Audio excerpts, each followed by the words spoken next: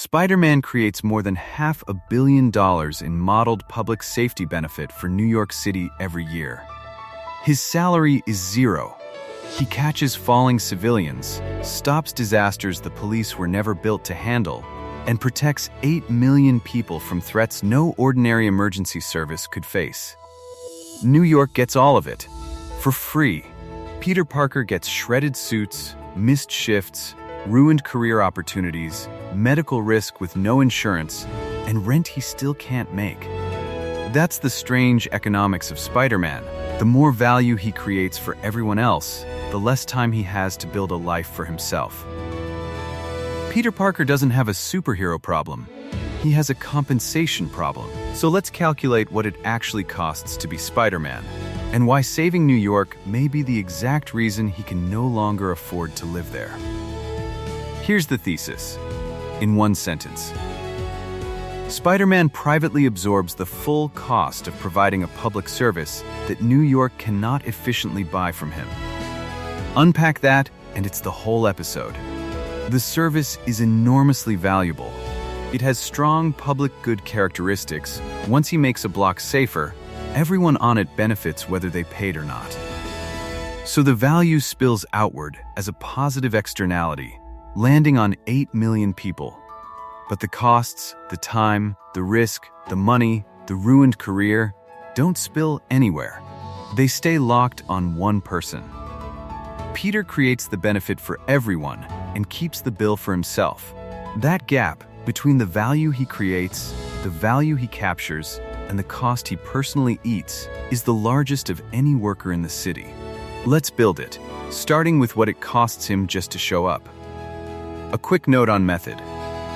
Spider-Man's details change across 60 years of comics and films, mechanical web shooters in some versions, organic in others, Stark Tech in the movies.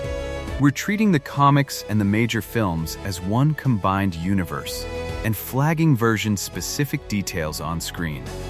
The economic figures, the value of a statistical life, the police budget, Manhattan rent, are real, and we'll say so as we go. Start with the contradiction, because it's genuinely strange. New York spends real money on public safety. The NYPD, as budget runs around $6.4 billion a year. But be careful with that number. Spider-Man doesn't replace the police department. He covers the narrow, extraordinary category of incidents the ordinary system can't realistically handle. The falling civilian, the runaway train, the threat that would overwhelm a precinct. Think of him less as a police force and more as an elite, one-man emergency capability bolted onto a city that doesn't know it's there. And that capability has a line item of exactly zero. No salary, no pension, no benefits, no overtime, no workers' comp. Every other essential worker in this city gets paid. The one doing the parts nobody else can do gets a bill for his own equipment. To see how that happens, we add up what the job costs him. Let's build Peter's expense sheet, and this part is fun. The suit gets shredded constantly, and he keeps remaking it. The web fluid is the best detail, and it's canon. Peter's webbing is a chemical he invents and he pays to manufacture. He has literally run out of web fluid on the page because he couldn't afford the ingredients. Then the ordinary casualties of the job, phones and cameras smashed in fights, ruined clothes, lab supplies for a young scientist who builds his own gear, and the medical costs of a man who gets hurt for a living with no coverage. Put a rough box around it. Suits, web chemicals, devices, lab supplies, medical, destroyed personal property. And you land somewhere in the range of $15,000 to $50,000 a year. It's a wide range on purpose, it swings with canon, and how often he's in a fight. And here's the thing. That sounds expensive right up until you compare it to what he's really giving up. Peter's equipment is a 5-figure problem. As we're about to see, his lost career is a 7 to 8-figure one. The receipts aren't what's keeping him poor. The clock is. The largest cost of being Spider-Man isn't a thing you can buy. It's the hours. Peter Parker is a genuinely gifted scientist, the kind of mind that, in the real economy, commands a six-figure salary in a lab or a tech firm. That career is sitting right there, and he can't take it, because every hour spent as Spider-Man is an hour Peter Parker cannot sell to an employer. He's late. He vanishes mid-shift. He misses the interview, the deadline, the exam, the promotion. He gets fired, over and over.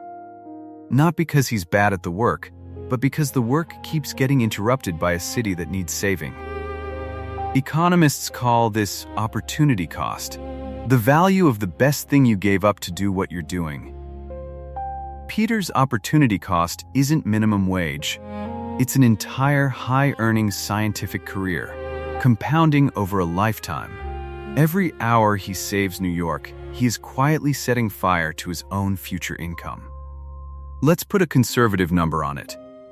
Say Peter could earn around $150,000 a year, a fair figure for an exceptional young scientist or engineer once you include equity and upside. If being Spider-Man costs him that career for just 10 years, that alone is $1.5 million in foregone salary. Now add everything salary leaves out: promotions, bonuses, retirement growth, patents, equity, and the very real possibility that a mind like Peter's launches a company of his own. Across a full career, the lost value could plausibly reach $5 to $10 million or more. And that's assuming he survives to collect a normal retirement. So Peter carries two hidden bills. His equipment is a 5-figure problem. His lost career is a 7 to 8-figure one. The suit costs him hundreds. The web fluid costs him thousands. The mask costs him millions. And what is he buying for everyone else with all of it? That's the reveal. Now the other side of the ledger, and we'll build it carefully, because the number only works if we're honest about what it is. The stories never give us a clean annual rescue count, so we need an assumption, and we'll make it a conservative one. We'll use 40 lives a year, fewer than one a week, for a hero who routinely catches falling civilians, stops runaway vehicles, and prevents attacks on crowded public spaces. We're not claiming canon says exactly 40. 40 is our deliberately low scenario. Now we value those lives the way the government actually does it. When a federal agency decides whether a safety rule is worth the cost, it uses a figure called the value of a statistical life, currently about $13 million at the U.S. Department of Transportation. 40 lives at $13 million each is more than $500 million. And here's the crucial part, because this is where most people get it wrong, that $500 million is not cash. It's not economic output, and it's not a bill anyone would otherwise pay. It's a modeled public safety benefit. The same benefit cost framework regulators use to price reductions in risk to human life. Applied to Spider-Man, it says, the safety he provides is worth, conservatively, $500 million a year. And that's before the crimes deterred that no one reports, the property saved, and the catastrophes. A single prevented attack on a bridge or a skyscraper is worth billions on its own. And he prevents those in the plural. So here's the reveal, and every line is defensible. Modeled public safety benefit, more than $500 million per year. Spider-Man's salary, 0. Share Peter captures, approximately 0%. $500 million of benefit, minimum, flowing out of one masked 20-something, and the amount flowing back to him rounds to nothing. That is the widest create versus capture gap of any worker in the city. Which raises the obvious question: if the safety he provides is worth that much, why will no one pay him for it? This is where it stops being bad luck and becomes economics. There are 3 real reasons the market can't put Spider-Man on payroll. 1. The benefit is hard to sell. Once Spider-Man suppresses a threat, everyone nearby is safer whether they paid or not. Deterred crime, calmer streets, lower catastrophe risk, all spilling across the city. That's the free rider problem. When you can't easily exclude the people who didn't pay, you can't charge one customer for the full benefit. It's why safety usually gets funded by taxes, not sales. And the moment of rescue makes it worse. You cannot negotiate a price with a man who is currently catching you mid-fall, and billing people afterward would be monstrous and would vaporize the public trust the whole roll runs on. 2. Anonymity is incompatible with ordinary employment. In theory, someone could route money to him, a trust, a bounty, an anonymous benefactor, borrowed corporate tech. But normal compensation needs an accountable employee, a name, a tax form, oversight, rules of engagement, legal responsibility. Every one of those is the exact thing the mask exists to prevent. And here's the deeper conflict. Payment wouldn't just give Peter money. It would give the payer leverage over Spider-Man. Whoever signs the check sets the rules. His independence and his compensation are the same thing, traded against each other. 3. Liability. And this one's bigger than it looks. The city gets hundreds of millions in benefit because Spider-Man exists. But the moment it puts him on payroll, it may inherit everything attached to his methods: the broken windows, the destroyed vehicles, the injured bystanders, the surveillance without a warrant, the collateral damage from fighting things that throw trucks. Right now, all of that downside stays on Peter. That's the quiet deal New York has struck without ever signing it. The city keeps the upside precisely because Peter keeps the downside. Employ him. And the risk moves on to the city's books. So the city, rationally, never does. Add it up, and you get a beautiful, terrible result. The more valuable and more trusted Spider-Man becomes, the harder he is to pay. So let's land it. Peter Parker is broke, and we can finally say exactly why. Because it isn't the reason you'd guess. He's not poor because he lacks valuable skills. He's a brilliant scientist who could be comfortable within a year if he walked away. He's not poor because his work is worthless. His work may be the most valuable labor in the entire city. Peter Parker is poor because his single most valuable job is the one job he refuses to monetize.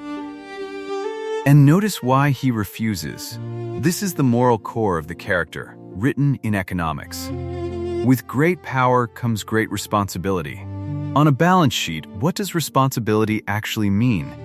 It means voluntarily absorbing enormous private costs to create enormous public benefits and asking for nothing back. Responsibility, economically, is the acceptance of that positive externality. The thing that makes him a hero is the exact thing that keeps him broke. They aren't two problems. They're one. Put the two numbers side by side and the trade is stark. To generate more than $500 million of public benefit every year, Peter may sacrifice $5 to $10 million of his own lifetime earnings and take home none of it. And the city he saves keeps getting more expensive. A typical Manhattan one-bedroom now runs well over $4,000 a month. Before food, before the shredded suits, before the web fluid. The man generating $500 million of benefit for this city cannot afford a room in it. Here's the last line, and it's the smallest and cruelest number on the whole sheet. The mask that protects Peter's identity is the same mask that prevents him from ever claiming the value he creates. It keeps him safe, and it keeps him poor, and he will never take it off. Because the day he does, he stops being the thing that was worth $500 million in the first place. Spider-Man saves New York for free. Not because no one would pay him, but because the very thing that makes him Spider-Man is that he never asks.